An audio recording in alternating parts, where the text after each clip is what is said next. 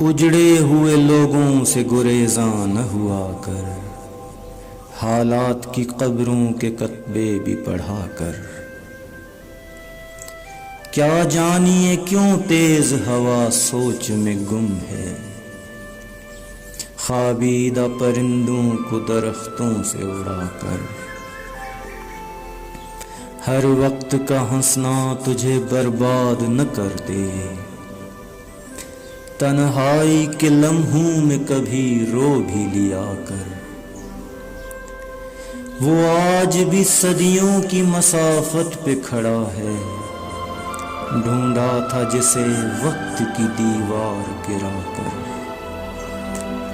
اے دل تجھے دشمن کی بھی پہچان کہاں ہے، تو حلقہ یاراں میں بھی محتاط رہا کر۔ اس شب کے مقدر میں سحر ہی نہیں محسن، دیکھا ہے کئی بار چراغوں کو بجھا کر۔